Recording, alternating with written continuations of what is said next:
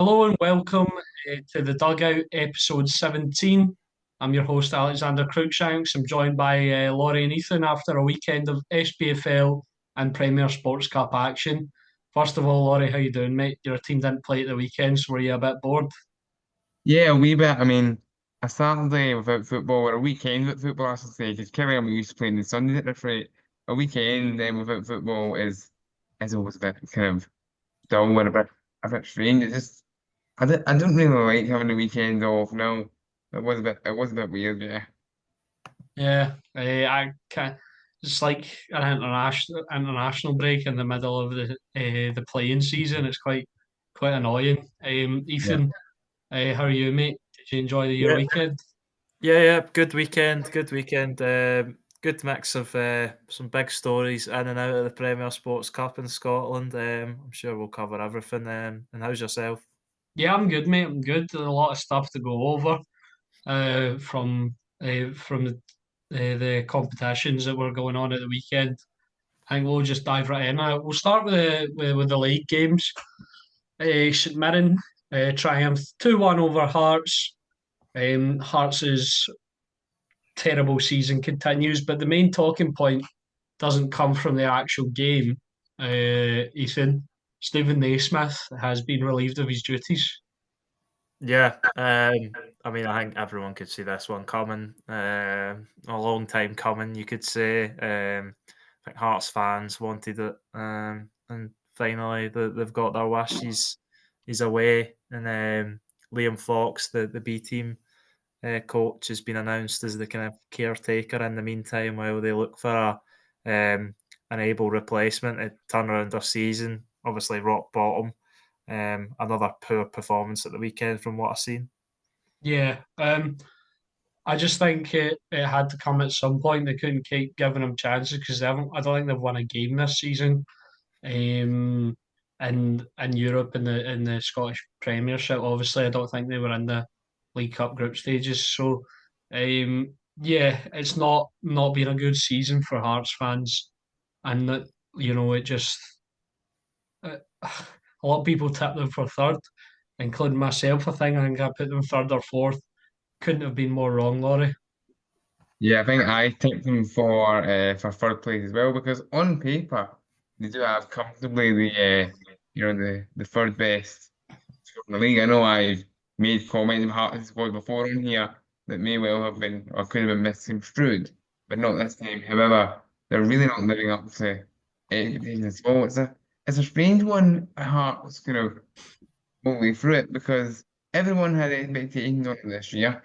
But of course, cast your mind back to last year when Stephen Naismith, or last season, when Stephen Naismith was given the managerial role on a permanent basis after effectively doing what Liam Fox did, coming up from the B team and or Liam Fox is doing, coming up from the B team and, you know, doing relatively well in the interim, getting the permanent job, not starting all too well. But then post Christmas, last season, Hearts were borderline unstoppable. And then of course we all waxed lyrical about Hearts after match day one, the draw at Tynecastle against Rangers where they should have won the game to be honest. And then you had Gerald Taylor, marauding fullback playing really well.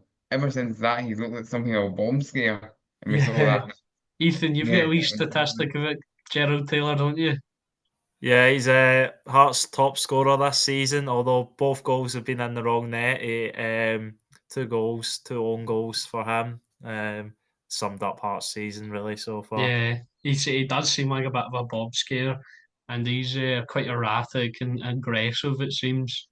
But Liam Fox is decent. I believe he's taken on the role of manager before at Dundee United, so hopefully he can turn it around for them. We'll talk about the actual game quickly. 2-1.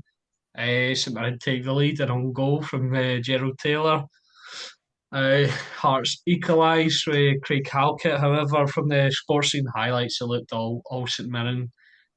Hearts looked like they were struggling under the pressure. And then Olasanya, the man in form, gets his fourth SPFL goal of the season. He's sixth in all competitions. Laurie, he's always looked a good player, but it looks like he's really adding finishing to his game. Yeah, Olasanya has looked brilliant for St Mirren this season. I mean, for a long time, I did think he was one of these types of forwards who is maybe, overly reliant on his pace.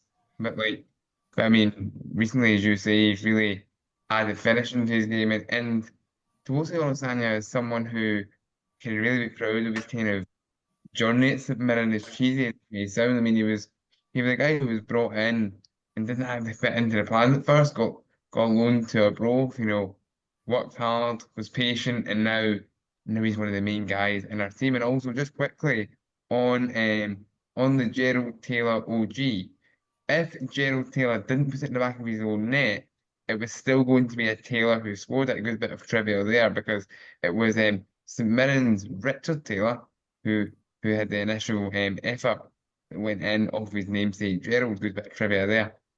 Yeah, I heard it on the radio. Actually, they were a bit like I think the commentator got a bit confused. He was like, "Richard Taylor's got his first goal, it's come off of Gerald Taylor or something." He got a bit confused there at the weekend, but Yeah, too many Taylors. I confused me as well. Uh, let's just hope none of them come up against Greg Taylor.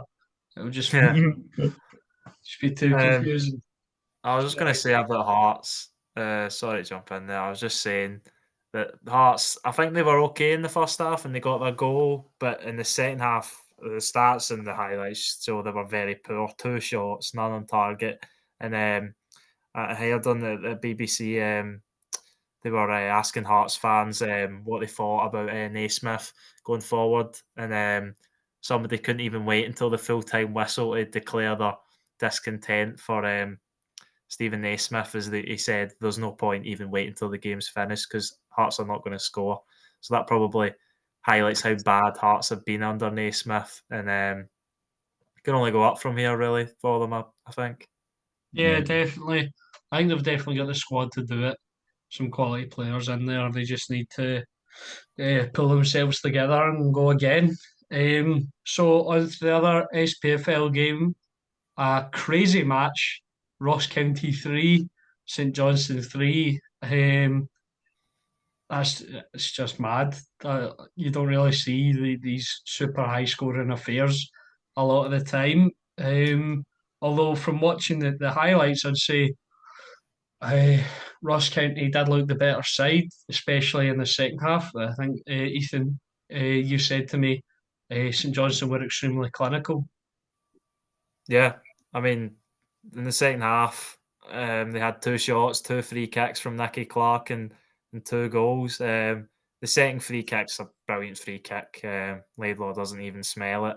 The first one, I think Roy Keane would have something to say. I don't know if anybody's seen Yeah, I his did see that. Yeah. his Should be analysis fined of. a week's wages. Yeah, I think Ross Laidlaw would fall under that category as well. That's quite poor for the first free kick, but yeah, St Johnstone were very clinical. Yeah, very clinical, got the point. However, we'll look at a positive side for Ross County. They, after their loss to the Spartans and their a really heavy defeat to Rangers, they look like they've picked up this season. You know, their performances look good. They're going toe to toe with a lot of the teams. Hale at the top of the pitch is scoring goals. Laurie, can you see a scenario where Ross County survive comfortably this season? Yeah, I think it is very much possible. Of course, Ross County are always one of those teams that, is in that dogfight. But for a team at the bottom end of the table, if you start well, it's something to kind of build on, really. And also, it's a case of don't get too high, don't get too low. And of course, the whole don't get too low thing is quite, important because, as you said, they were convincingly beaten by Rangers and they reacted to it in the best possible way. And also, when you're kind of down in the lower reach of the table, if you can find, gems, potentially like Ronan Hale, from somewhat untapped markets, I would say, in the Northern Irish League, go for it. That's what these teams need to do is, gain a competitive advantage. And it was Cliftonville that Hale was signed from, and he's not the only well Ross County icon you could say who is Hale, from Cliftonville. Of course, you've got Liam Boyce, who was there as well. Is Liam Boyce still on the books of Hearts? I'm not sure. Yeah, he Yeah, yeah. is. I saw him playing against. I think he was on against St Mirren. Um, I mean, at this point, you probably have to play him because Lawrence Shankland isn't scoring either. Yeah. Uh, he's it's really bad for Hearts right now. But yeah, we're not talking about Hearts. We're talking about Ross County Yeah. and St Johnstone. St Johnstone right now, to be a St Johnstone fan, it must be absolute hell. Like you don't know what's going to happen. You don't know if you're scoring a boatload of goals. Your player will get sent off for punching someone in the nether regions, uh, or he'll get sent off for just going with a high tackle for no reason. You know, it's Ethan St Johnstone seemed like a really unpredictable side this year. Yeah, I know that we thought on the podcast after a few games we were raving about them about their strike partnership. Obviously, due to ill discipline, they didn't have either Kimpioka or Sidibe this weekend. That's why Nicky Clark had to step up with the goals. But yeah, it's a strange time for St Johnstone. Obviously, get rid of Craig Levine at the start of the week. Um, and Andy Kirk is the caretaker. And he's got a decent result to start. They didn't look very good, and they look like they got very lucky. It's not every week you score 2 free kicks, and I think the kind of falling apart with Ross County's two late goals shows the kind of defensive errors as well. So I think St Johnstone are definitely going to be down there in the mix. Hmm. Ross County, on the other hand, look pretty promising under Don Cowie. Yeah, yeah, Yeah. Ross County on the rise, it seems, and St Johnstone look like they'll be struggling. Speaking Yeah, of and team, oh, just quickly sorry. to jump in on St. Johnson, and I'm not trying to make this a dead depressing episode, but as well as the Craig Levine's departure, it's not been an easy week for St Johnson off the pitch when it comes to their owner as well.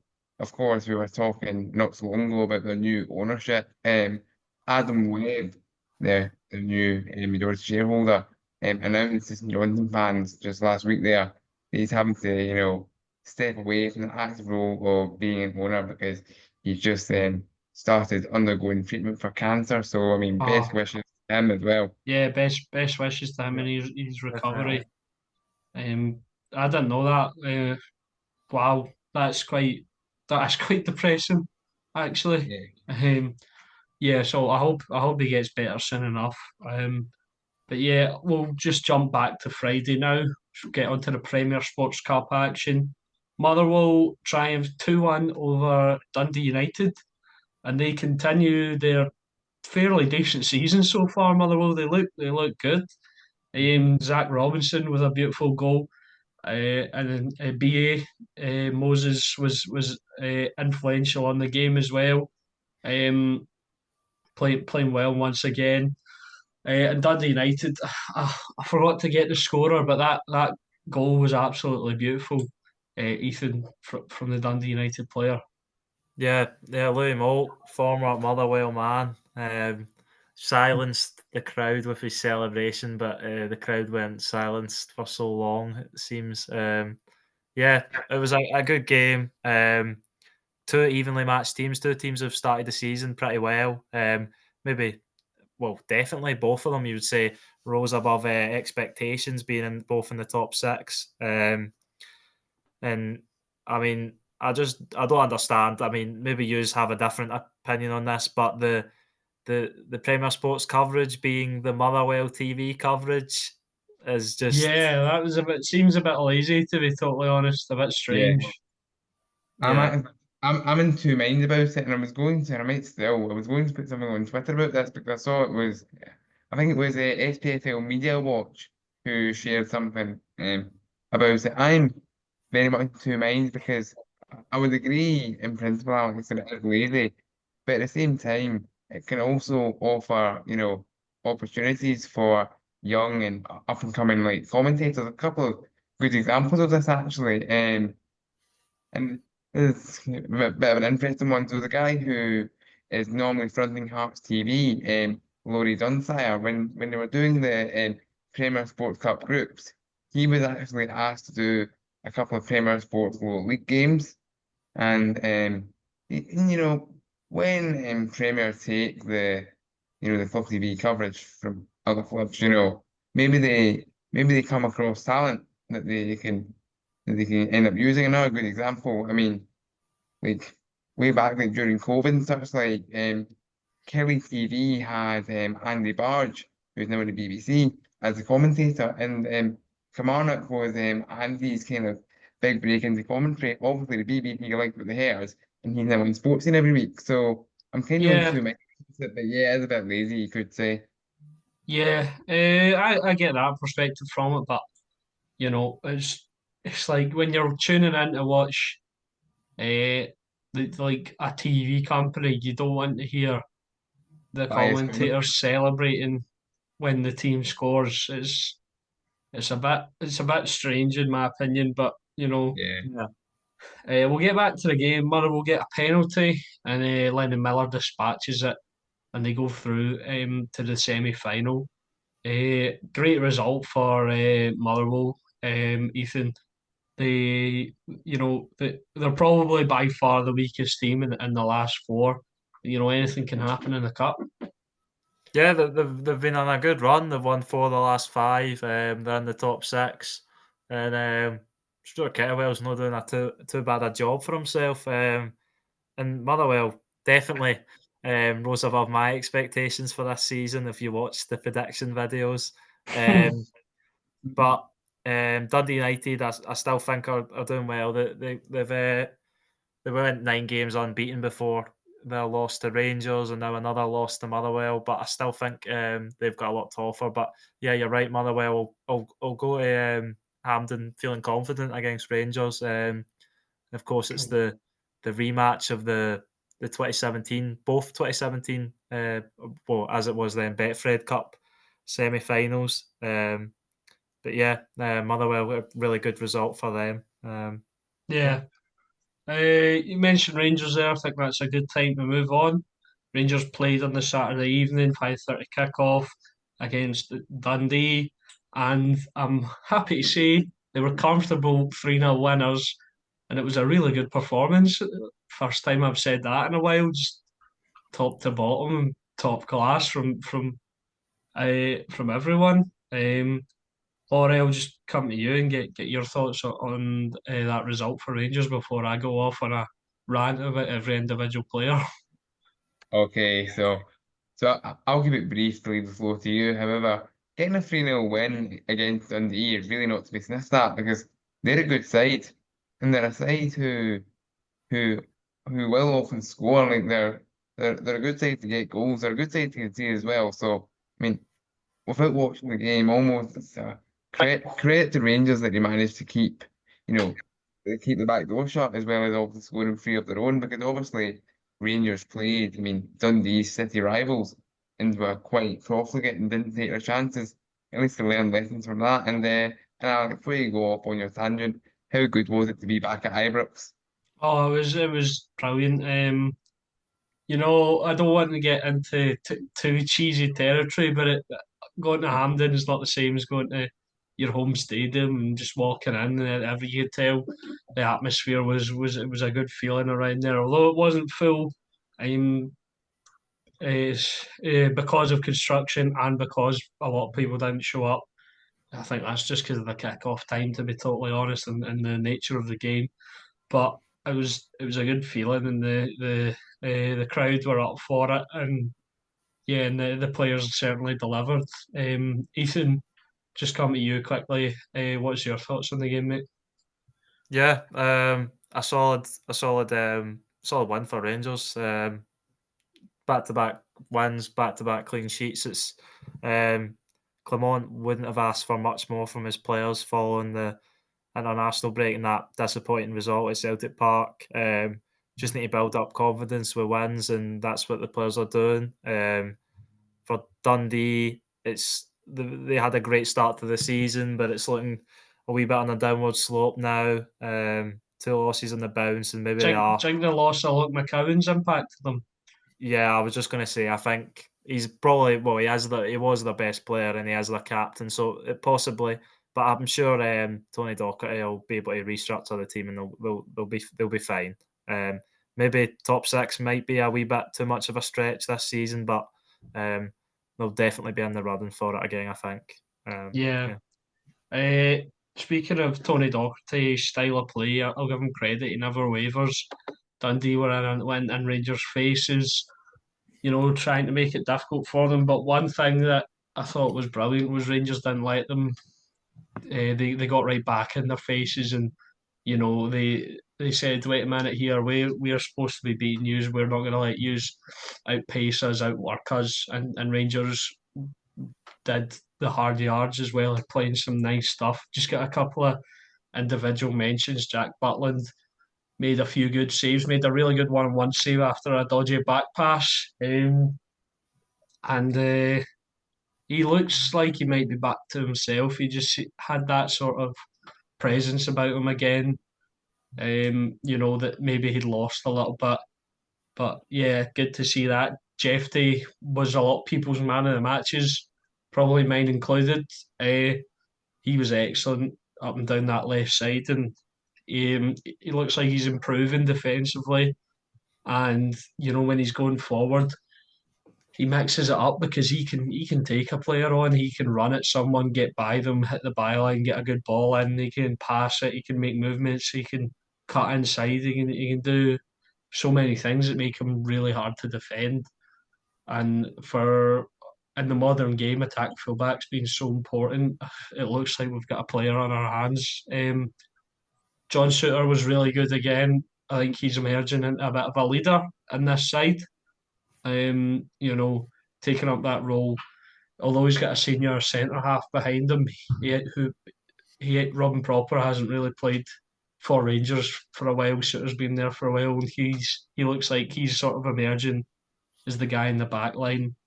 Conor Barron was really good again. Diamande came on in the second half, looked positive. Nadim Behrami with an assist.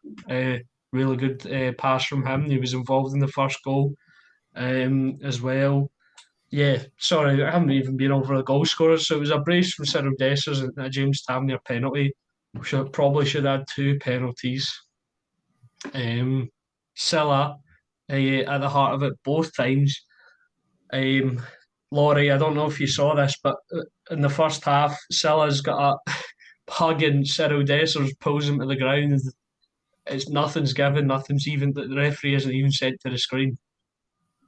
I mean, I didn't see it. I'll say that quickly. However, Sella is always one of these defenders who is always quite rash, so it doesn't surprise me one bit that he's involved in two contentious penalty incidents. Yeah, He, I oh, think sorry. yeah. No, sorry, I was just going to say I think they're both penalties, but I think the sort of lack of giving or one in the first half encourages Salah to go again, and he thinks, Yeah, I got away with it one time, maybe I can get away with it again. I mean, he obviously doesn't, and I think someone's obviously told the ref at half time, "What are you doing, mate?" And he's keeping an eye on him. So yeah, but we don't get the penalty. But in the first goal, oh no, it was Bayrami. Bayrami puts the ball in. Dessers has his shot saved. It comes out. Tavernier has a shot and it comes in off Dessers. I don't know if I'm giving him too much credit, but it looks like he adjusts his feet to move it into the net. Ethan, I don't know if I'm just making that up. no, I think I'd give credit to Dessers. I think he does move his feet and try to direct it towards goal. He got two kind of strikers' goals, you could say, and he could have had five. Looking at the highlights, he had a lot of chances, but he's scoring goals, and that's all that matters. As long as I he, think he, that's he what scores. you're just going to get with Cyril Dessers. Yeah. He could have like 10 chances and score two. It's just the way with him. That goal was really the second goal. I really liked. Good passing. The cross from Berami was excellent, and he puts it away. And Tavernier's penalty was excellent as always. But it was a really good overall performance, and a lot of fans are walking at Ibrox, including myself. Really, really pleased. And it's positive signs for Rangers, Ethan. Yeah. As I said, 2 clean sheets, 2 wins. It's all Clement's asking. Got to build up the confidence. When stringing good results together, will do that. I don't think Motherwell will be an easy game in in the semi-final. But that game's still a while away, and we'll see where both teams lie in terms of table and form. Yeah. So on to the next game. Aberdeen also on the Saturday evening, taking on the Spartans in their fairy tale run. Unfortunately for the Spartans, their fairy tale run came to a horrible end, a 4-0 defeat, and Laurie, it was all Aberdeen. Yeah, you feel a bit bad for Spartans, of course. Usually, fairy tale run, getting through the group stage was enough of a fairy tale. Beating Premiership opposition in Ross County just adds to it, and we've spoken favourably of them. But I mean, the Aberdeen juggernaut rolls on, of course.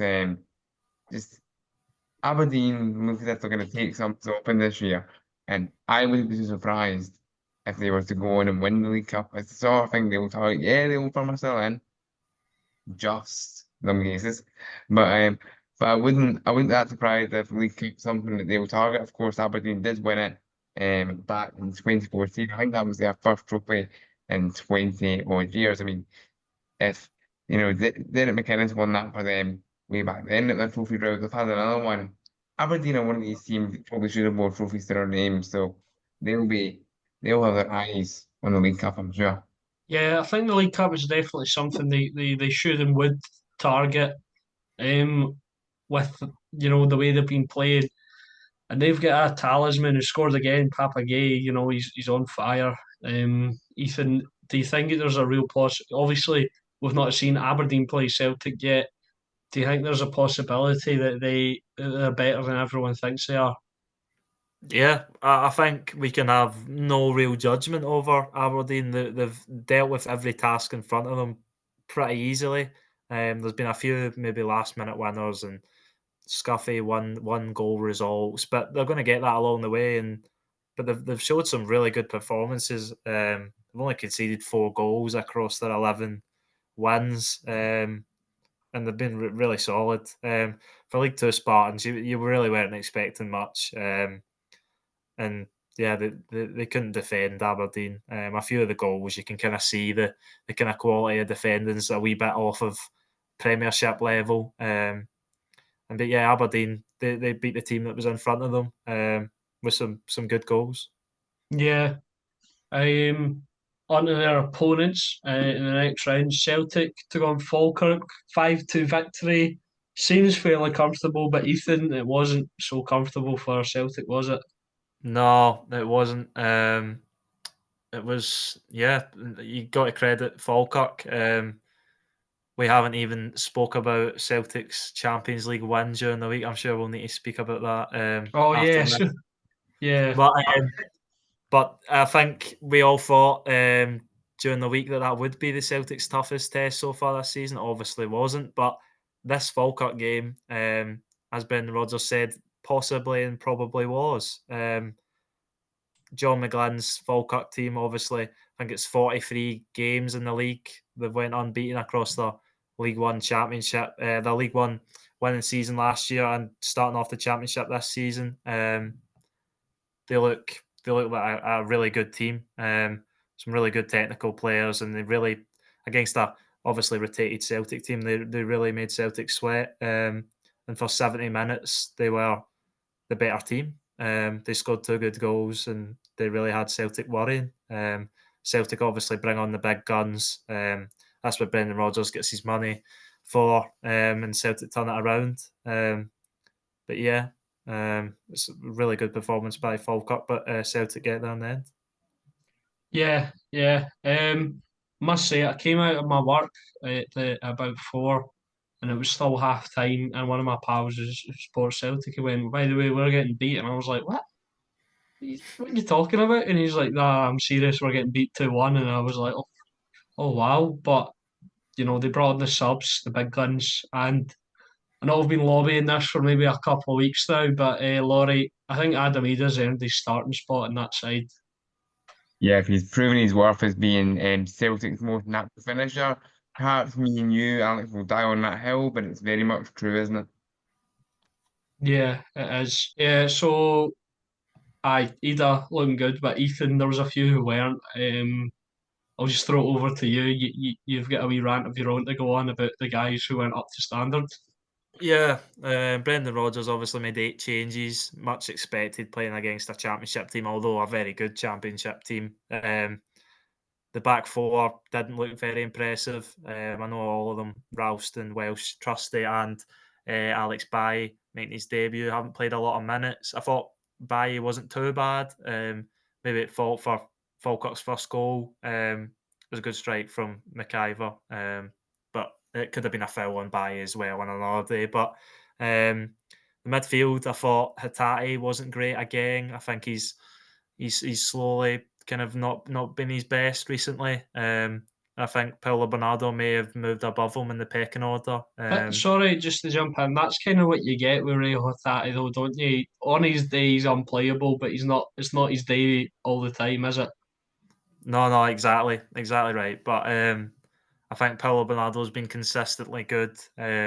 Obviously scored a great volley, the equaliser, the first Beautiful equaliser. finish. Yeah, but I think Hatate is going to maybe move out for the next game against St Johnstone. I think it'll be Engels, Bernardo, and McGregor. I think James Forrest couldn't really get in the game. Luis Palma was in the game, but he just wasn't very good. And Adam Ida, obviously, he's kept up there, kept resilient, got his 2 goals when the big guns come on. Arne Engels, Nicholas Kuhn, and Greg Taylor, and Yang all coming on as a quadruple substitution. The 3 players there, Taylor, Engels, and Kuhn, especially, you could just see when they came on, the sort of urgency and pressing just got a lot better, and Falkirk couldn't deal with it. And that was the turning point, really. He got his 2 goals set up by Kuhn, and then Kuhn got 2 goals of his own, 4 goal involvements off the bench. He's up to 11 for the season. Kuhn, and he's been brilliant this season. But a lot of credit got to go to John McGlynn and his players at Falkirk. I'm strongly confident they'll be up in the Premiership next season. I don't know whether he'll be the manager. I've got a question to pose on whether Hearts will maybe have a look at taking him as their new manager. But yeah, they were very impressive. Yeah, in terms of maybe Hearts looking at him as their new manager, I hadn't thought of that. I don't know what the situation is at Falkirk, whether he's locked down or Laurie. Do you know anything about that? I don't know whether he's locked down or anything, but of course it's worth noting that John McGlynn, of course, Falkirk manager, did have a spell in the Hearts dugout himself.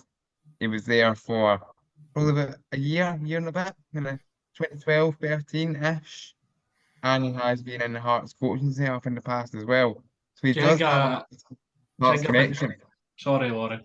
I'm just saying, do you think a potential return to the Jambos could be on the cards then for him? I mean, you never know. I don't know how. I don't know what Hearts fans would think of that, and whether it's one of those ones where the Hearts fans would be underwhelmed by it, almost as if they were going to bring Craig Levein back per se, or not. Because if they were going to do Imagine something they that, did that. He's available. He's available. I mean, the thought very much crossed my mind as well back on Hearts chat briefly. But if Hearts were going to do it, I've done that without a point in fault. However, John McGlynn, you never know. And also, I've seen people mention Derek McInnes' name as well, but I kind of feel like McGlynn is more likely than McInnes. But I feel like if anything, Hearts are holding out for something in left field, perhaps abroad, trying to, effectively imitate Aberdeen. But time will tell with that one. Yeah, maybe. But I feel like that's us, unless you've got anything else to add about the games, boys. Well, just about we never quite got on to Celtic during the week. We forgot about that. Yeah, it was Yeah, it was a great win for yeah, Celtic. yeah, Yeah. yeah. I think we thought it would be the toughest test, but it really wasn't. No, Slovan Bratislava, not great, so to say. And Celtic, Vladimir Weiss just got absolutely clowned the entire game, didn't he? yeah, he Yeah. did. With his good friend Sibo in the crowd, in the away section. Yeah. Um, but yeah, Celtic were really impressive, and they'll take confidence playing Borussia Dortmund next week. Yeah, definitely, especially as Borussia Dortmund suffered a heavy defeat, 5-1 to Stuttgart at the weekend there. Yeah, great performance from Celtic and a night to remember for all the fans who were at Parkhead. I can tell you from it wasn't the Champions League, but I can tell you from experience, great European wins, live on in your memory. So it'll be a night to remember, especially for a lot of young supporters. But yeah, we'll wrap it up there, boys. It's been good. Bit briefer this week, but a few of us have work commitments, that sort of thing. So that's us for today. Thank you to everyone for listening and watching. Go check out the Twitter at the Dugout 2024. We post stuff related to the football, the news, when we're not on here talking about it. But yeah, it's been good again. Thanks everyone, and goodbye.